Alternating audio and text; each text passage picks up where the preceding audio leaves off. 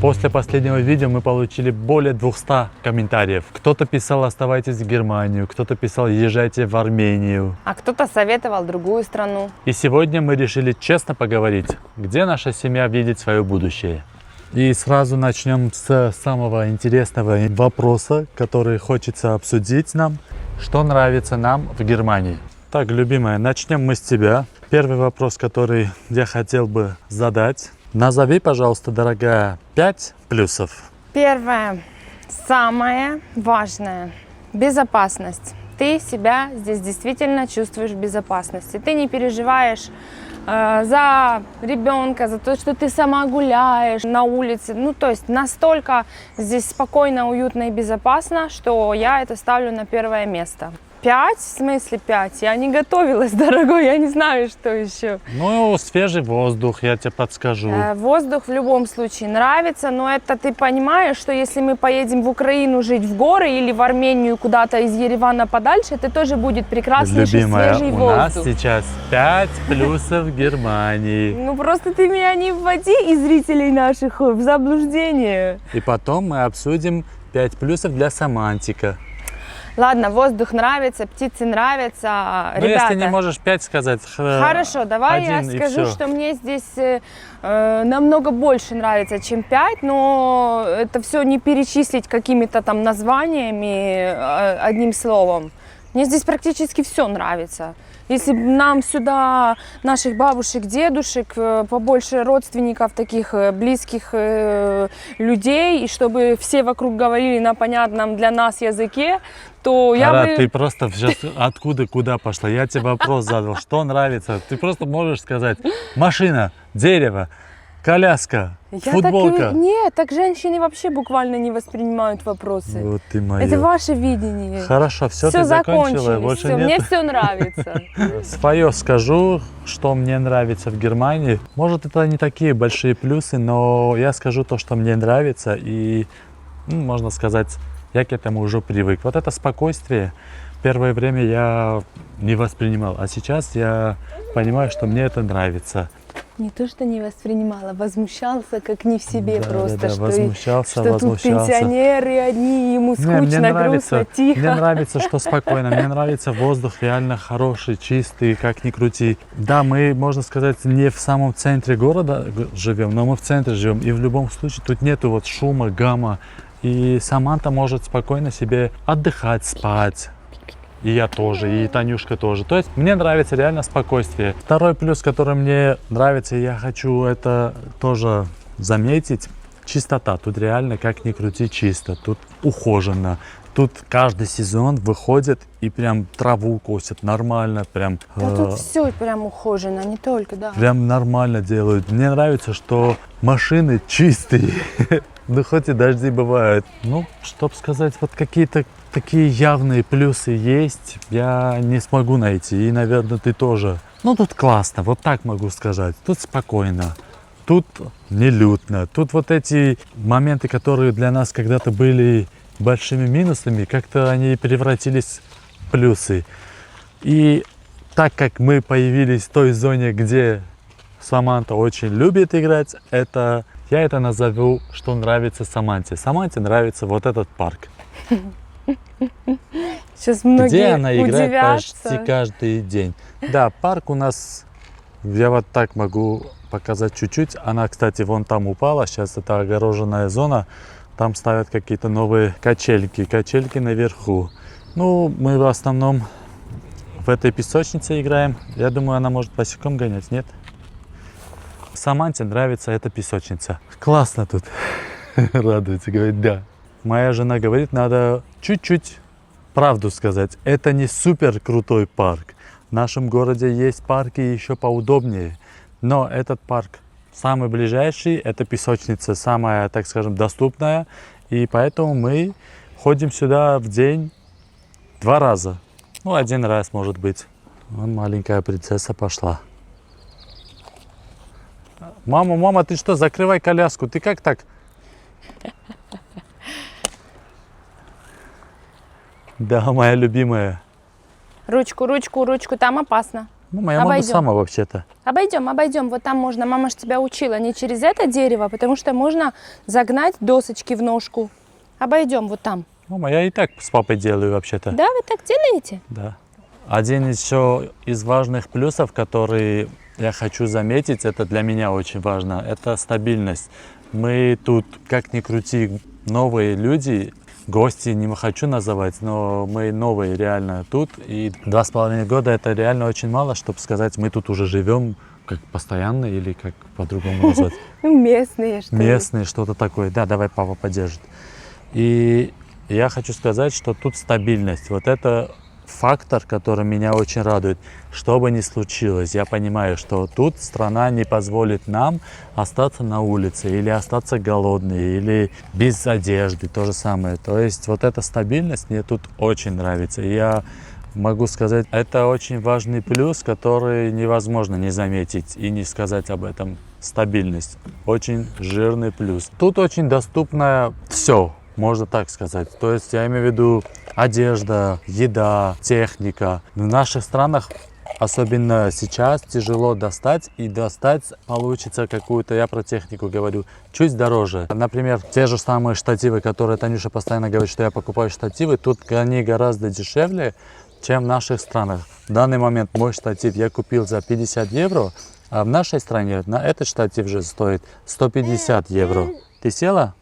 Молодец. А мама... И по чуть-чуть добавлю, и не только там техника и все остальное. По продуктам здесь тоже, если честно, мне кажется, вот так как мы сравниваем, например, разговаривая с нашими мамами на сегодняшний день, тут тоже намного дешевле, потому что здесь реально работают акции и скидки. То есть, если тут написано в магазине, что что-то там минус 50%, значит оно минус 50%. Они просто прибавили сумму к цене, сделали минус 90% и получилось еще дороже, чем стоило. Короче, из плюсов получается, но мы просто не можем вспомнить конкретные плюсы для нас каждого. У нас есть общие плюсы, потому что мы одно целое получается.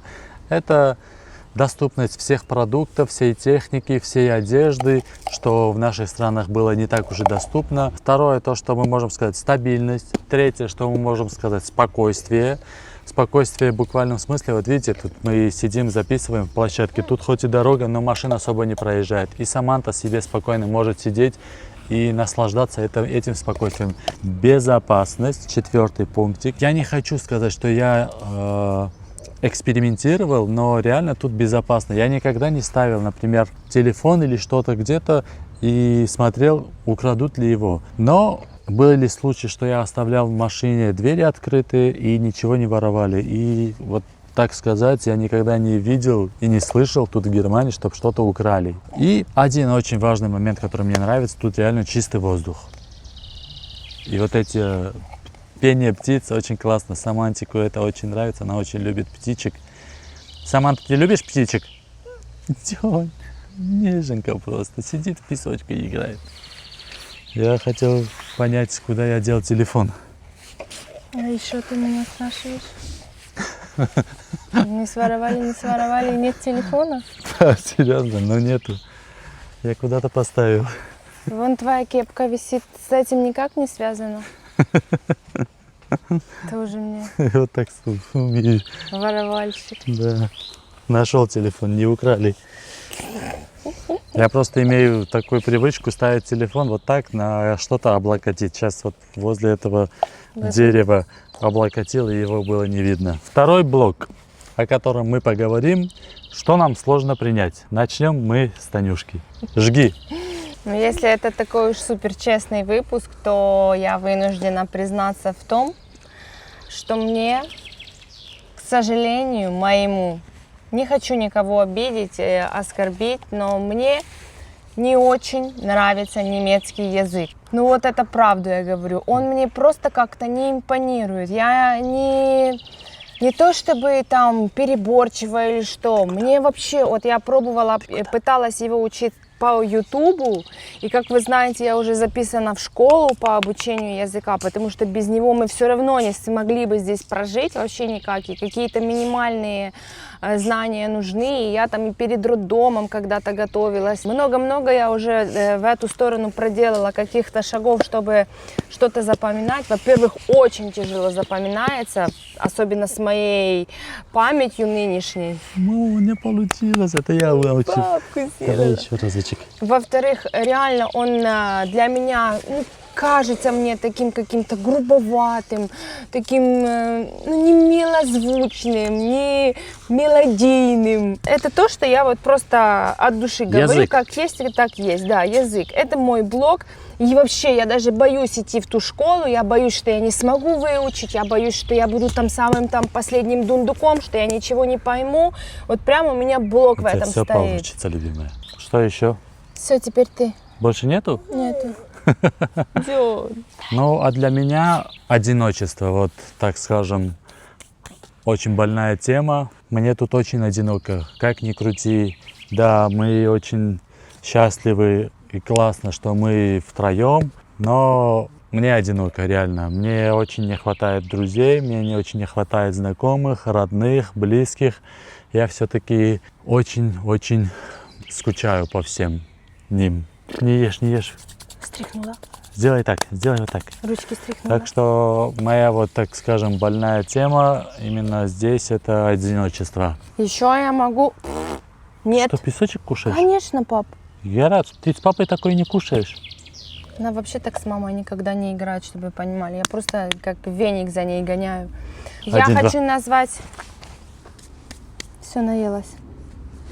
Покажи. Язык. Язык сними. Достань, а не сними. Как можно язык снять? Как можно, так и пусть снимает. Не надо в рукой Все, в в рот. ротик не берешь ручки. На ручках песок, в ротик не берешь. Еще одна из моих больных тем, то что мы здесь себя реально чувствуем чужими, другими. То есть менталитеты вообще не сходятся. Конечно, я понимаю, если там прожить, наверное, 30-40 лет, может быть, мы уже более как-то начнем это не замечать или просто сами станем такими же. Но сейчас есть очень большая расхожесть в менталитетах. Мы не говорим, что это плохо или хорошо. Мы просто говорим, что это не наше, мы другие. Да просто, да, люди разные, нации разные, и все, это абсолютно нормально. Все, кто, я уверена, приезжают в Германию, первое время это ощущают. Менталитеты прям разные-разные. То, что там, я не знаю, может быть, когда-то было поверье, что мы с европейцами как бы типа одно целое, вообще нет. Ну, по крайней мере, вот мы говорим за Германию, это 100% нет. И... Ну, сходств, кроме внешнего вида, вот что типа похожи люди иногда внешне. Ну, мы про то есть- Германию говорим. Может быть, не то, что может быть, я наслышан, что французы, итальянцы очень похожи на нас. Сама-то, Она уже туда у меня лазила. я знаю, но сейчас на Да, краю. надо держать. Я Типура просто молодец. помогаю ей. Я не... Да, хочешь шапку папину? Просто Пошла и пошла. У тебя тут лопата. Давай, то есть поиграй. Папа так радовался, что ты с ним играешь. Садись. А я хочу сказать, что мой еще очередной больной момент – это бюрократия. Как ни крути, да, мне нравится, я кайфую с этого и все остальное, но тут все аж до того дошло, что сейчас вместо того, чтобы встать, проснуться утром и думать, какой классный контент сделать, как свою работу сделать более классно, интересно, привлекающе. И не хочу много таких слов говорить. Я думаю, как заполнить очередной документ. Я очень сильно загружен, перегружен, даже могу сказать, этими документами. У меня получается все вопросы решать. Нету вопросов, которые не решаются. Они все решатся просто... Время.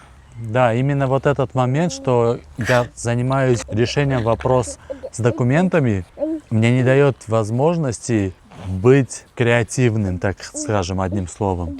А в моей работе, в нашей работе креативность очень важную роль играет. Ну а сейчас мамочку мы отпускаем в магазин, в ее любимое пространство. Пусть идет, покупает продукты питания, что нам очень нужно. А мы с Амадиком будем изучать этот чудесный мир. Что за клетку ты нашла интересную? Принцесса? Эй, принцесса, тебе хорошо тут? Пальчики только, Донь, аккуратно. Мама, иди.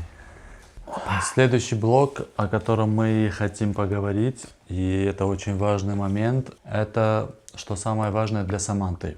Например, образование, так как мы сказали, безопасность. Сейчас она кушает конфетку с бумажками, я такое еще не видел. И я каждый раз эти бумажки, когда она ела эти конфеты, отрывал. Танюша говорит, типа, это съедобные бумажки, я даже такое не знал. То есть это безопасность, дай покажу.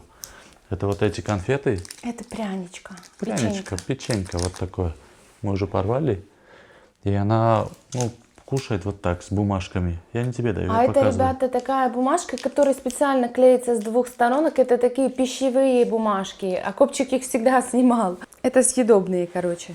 А по поводу образования, честно скажу, я не наслышан, что в Германии образование хорошее, очень хорошее. То есть, имею в виду, я знаю, что тут хорошее образование, люди едут сюда на обучение, но чтобы это пользовалось таким бешеной популярностью, это будет обман. Я больше наслышан про... Саманта, не делай так, любимая, иди сюда. Иди водички попей. Ну, иди. Образование, школа и садик, я думаю, можно рассматривать все страны, потому что базовое образование и там никакого типа профильного нету. А дальше уже, когда она вырастет, можно уже тогда рассматривать, что она за профессию выберет себе. Если она не захочет быть блогером, то можно рассматривать другие страны. Но из тех стран, где я знаю, что крутое образование выше, это Англия, это США. Но Германию я тоже всегда считала в списке именно стран, которые дают очень крутое Ты знаешь, высшее образование. какой-то Университет? Нет, не назову, институт? не знаю. Нет. Ну, я знаю, просто Ну, куча вот это на слуху у всех, Гарвард. Но это такие прям мировые популярные. Я с тобой согласна. И согласна с тем, что школа, садик, это вообще безусловно, что наши какие-то СНГшные страны сейчас вообще не хуже ни на секундочку Саманта, смотри, уровень мячик, дай папе. обучения, чем здесь. Поверьте, вот я общаюсь со своими родными, и я просто вижу, какие сейчас умные дети, как их прекрасно там обучают, и какое этому придается внимание. И сейчас вообще очень приятно это осознавать. Что случилось? Вот компот. Что сейчас стало модно быть образованными, умными. То есть наша нынешняя молодежь, она стремится вот к этому. Когда мы росли, было вообще другое какое-то. А что у тебя было? Другое Например? было. Не знаю, не хочу ничего говорить, что. Не знаю, какую-то музыку слушать где-то там на лавочках. Не такая у нас была атмосфера. А закрой животик. Все там какие-то там покуривали. Не, давай вот эту складывать. Неси. А сейчас молодежь другая. Как по мне, намного интереснее. Я считаю, что просто мы, может быть, попали не в ту компанию, в которую попали, по сути, а так... Обобщать нельзя, да? Да, Ты обобщать не надо. Там молодец. тоже было востребовано и было модно в их кругах, может быть, так скажем, узких кругах быть образованным. В широких кругах было быть так называемым бандитом. Ты об этом хотела сказать, да, что вот молодежь в наше время, молодежь, она вот какие-то, не знаю, Это... шансоны слушали, Я не какие-то вот слышал, эти блатные. это вот это слушал. Я такое девочки. слушала. Я нет. И еще один момент, который надо обращать внимание, бабушки и дедушки. Вот она не общается, кроме телефона, никаким образом с бабушками и с дедушками. А так хочется, чтобы бабушки и дедушки понаслаждались ею. Она такая веселая, она такая классная, она такая неповторимая, такие мимики иногда делает. Мы смотрим и удивляемся, как она так может делать. Самантуль, иди, а ну-ка покажи свое удивленное лицо. Иди, когда ты удивляешься, как ты делаешь? Иди сюда, давай, заходи. Давай. Покажи. Вот так. Мама, не так, вот так. У мамы волосы, и Она у вот так. тебя волосы. Давай. О, Саманта.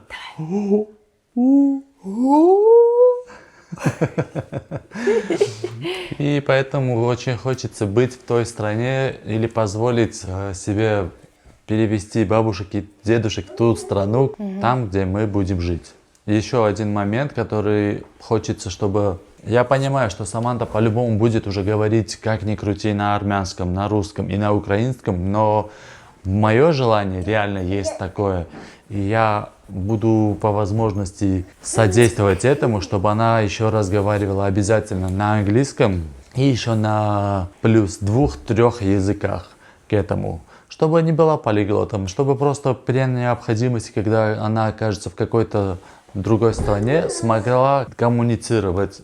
Исходя из нашего опыта, я понимаю, что это очень-очень нужно. Один только английский не помогает и не спасает. В европейских странах особенно, когда ты идешь и начинаешь говорить по-английски, просто бывают места, где его просто не знают, и все. Поэтому, Самантуль, держись, ты будешь учить языки. Ты готова, красотуня? Как ни крути, семья, это для меня такое большое понятие. Это не только мы втроем. Это еще и бабушки, и дедушки, это еще и двоюродные сестры, это еще дети двоюродных, троюродных сестер. Это вот такое большое понятие, и очень хочется собираться вот этими большими компаниями, шумными, выяснять что-то, кричать там, проводить время, чтобы она играла со своими там братьями, сестрами.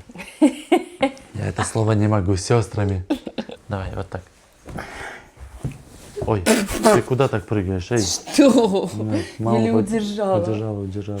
Поэтому хочется, чтобы она была в кругу семьи. Очень важно, чтобы она ощущала вот эту семью. Так что вот эти пунктики мы будем иметь в виду обязательно. Следующее у нас идет, где мы чувствуем себя дома. Это не какая-то определенная страна, не какой-то определенный город. Это именно ощущение. Вот давай ты... Сюда. Мама, ну что ты мне не разрешаешь делать, что хочу? Она на деревянное тащила, если спотыкнется, не дай бог. Мама, давай ты. Мое чувство дома, ребят, ну, это мы живем уже последние 15 лет не в своих домах, не в своих странах, где мы родились и выросли. То есть, в принципе, страна это не является таким полноценным словом, которое это раскрывает полностью. Но я хочу сказать, что где бы я ни жила, я каждых полгода всегда ездила домой, на самом деле, туда, где родители, в свою родительскую квартиру, я с ними виделась, я чувствовала постоянно вот это тепло, близкие друзья окружали, сестричка, ну, в общем, все близкие родственники, они были. Поэтому и не терялось вот это чувство дома, где бы ты ни был. А сейчас для меня... Дом, там, где моя семья, вот теперь нынешняя, самая близкая, это муж, это Самантик, но все равно, вот, вы знаете, вот не хватает своего. Ну, это ощущение, знаете, вот, наверное, пока мы не приобрели именно наше так называемое гнездышко, наши 4 стены собственные. Хоть я и никогда не стремился к этому, никогда и не хотел покупать какую-то квартиру, а сейчас я понимаю, что пока вот этого не будет, определенного места, до этого момента мы не почувствуем именно, что это наш дом. Так мы, ну я привык, не знаю, Танюшка тоже походу привыкла все время жить в темных квартирах. И каждый раз, где бы мы ни находились, оказывались, всегда чувствовали, что мы дома. Но это временное какое-то ощущение было. Но это все равно не тот дом. А я нет, я всегда хотела свою квартиру, свое жилье, потому что я хочу обустраивать, я хочу все покупать, я хочу все покупать и уже из того дорогого, чтобы там, вот как когда-то, типа, поставили шкаф, и это на года. И стоит. Ну, то есть, типа, не... Я не люблю так. Я люблю поставили шкаф, поменяли шкаф. Не то, что типа, через год выбросим, поменяем. Нет, я хочу найти то, что мне очень-очень понравится, и сделать его раз и надолго. И потом другой, третий. То есть я вот хочу, да, вот такое ощущение дома именно своего. Мне этого Короче, очень не хватает. мы пока не купим свои 4 стены, свою недвижимость, чувство дома, я думаю, не появится. Кидай мячик маме. Так что мы по пути к этому чувству. Ну, давай тогда такой вопрос тебе задам. Скажи, если завтра вот исчезнут денежки, где бы ты хотела проснуться? Ну, в какой стране или в каком-то месте? Без денежек? Ну, нет, денежки. Нигде. Нет, ты не поняла вопрос. Не то, что без денежек, а денежки исчезнут, я имею в виду, что будет доступно все, несмотря сколько это будет стоить. На берегу океана. Вот честно, да. Да, меня тянет в родные страны, да, я хочу к родителям, да, я хочу в Армению, если для кого-то это может быть секрет, я реально очень полюбила эту страну, и я честно готова там жить. Саманта. Но если уже вот так, иди, авокадо, если вот так прям разбираться, то да, моя мечта всегда была жить на берегу моря. Так ты жила же. Я жила и дальше хочу жить. А ты? Ну, а я... Сэмми, давай, иди сюда. Папа сейчас тебе поставит лестничку, будешь классно залазить. Все, вот теперь ты не достанешь. Высоко не поднимайся. Выше не идем, стоп. А я бы хотел, если вот так по-честному, в разных странах. У меня нету какой-то одной любимой страны, где мне было бы, так скажем... Это как толкать иди ты, говорит. Авокадо, авокадо. Ты же любишь авокадо. Карманчик. Я бы хотел какое-то время жить, например, в Нью-Йорке, или в Париже, или в Лондоне, или в Москве, или в Ереване. То есть мне, наверное, больше нравятся города, столицы. Именно в столицах я почему-то чувствую то, что мне не хватает всегда. Мне хочется движения, драйва, каких-то событий. В домик, давай. И поэтому я бы вот так, наверное, хотел жить в разных столицах мира. Определенные времена. Не знаю, где-то может полгода, где-то месяц, где-то год. Вот это был бы мой выбор. Скажи авокадо. Это закончилось, типа, закончилось. Все. И окончательный выбор, где бы мы хотели жить. Давай ты. Саманта, это очень важный момент. Нужно, чтобы вся семейка была вместе. Иди на лестницу свою. Надо авокадо взять. Пошла за авокадо. Другой авокадо, следующий. Говорит, да, и все. Бегом в домик бегом. Да, хочешь? Я, друзья, если честно, вот сейчас мы очень много разговариваем на эту тему, и я с полной уверенностью заявляю, что я, пожив в Германии, хотела бы вернуться в наши страны. Это или Украина, или Армения. И то для меня сейчас родная страна, родной дом. Там ближе люди, ну и в конце концов, там реально наши родственники, наши бабушки, наши дедушки. Если кто-то там думает, что я в Армении не чувствую себя дома или меня там не принимают как невестку, вы ошибаетесь. Я там реально прекрасно себя чувствую, там есть для меня уют, тепло, то есть все то, что... чего нам не хватает в Германии. У нас здесь есть все. Нас, в принципе, очень устраивает эта страна. Здесь можно адаптироваться, можно прекрасно жить, встать на ноги и добиться всего того, что мы строим в своих планах. Но вот той частички, о которой я вам сейчас сказала, мы ее ничем не можем заменить. Мы не можем найти ничего вот того, что может вот эти кружочки закрыть. А я... Не знаю, пожив во всех странах, у меня почему-то такое желание с детства есть. Не знаю, может это так случилось, что мне вложили в голову музыка, которую я слышал, мультики, которые я смотрел. Мне очень хотелось всю жизнь попасть в США, в Америку. Саманта, не ломай, пожалуйста. Баскетбол, наверное, еще. Да, вот это их баскетболистом культура почему-то мне была близка по духу, по какой-то душевное сходство было мне, то, что они делали, всегда больше нравилось. И я бы хотел, наверное, именно в США чуть-чуть пожить. И после этого уже окончательно понять, хочу ли я там жить, или я хочу все-таки жить в Армении или в Украине. Но окончательного ответа я сейчас не могу дать, потому что выбор реально делать очень сложно. Наверное, нужно еще об этом подумать, чтобы понять, где бы мы хотели жить. Но, как вы уже поняли, мы интенсивно работаем над этим вопросом, и у нас вот в ближайшем будущем обязательно это решится. Мы уже окончательно должны для себя понять, или мы остаемся в Германии, или мы куда-то переезжаем, или это будет другой город, или другая страна, то есть это будет кардинальный переезд. Молодец. Вот буквально, я не знаю, мы об этом разговариваем каждый день, так что просто со дня на день по-любому мы вам эту информацию выдадим, как только сами сможем до конца решить, потому что у нас такое сейчас в голове, у нас миллиарды мыслей, мы и то делаем, то остаемся, то уезжаем, то тут начинаем, то там начинаем, и да, для начала нужно, естественно, определиться самими, для себя самим. А ты что скажешь? Ай-яй-яй, ты оторвала, да? Ай-яй-яй, ты показываешь там зрителям, что ты оторвала, да? У нас на данный момент, да, нету окончательного ответа, где бы мы хотели жить. Но я точно знаю одно. Где бы мы ни были, мы будем счастливы и вместе. И это будет временным, может быть, но нашим домом. Вот как-то так. Скажи всем спасибо, что посмотрели. Поцелуйчики. И пока-пока делай. Пока, увидимся, друзья. Пока-пока. Поцелуй. Джон.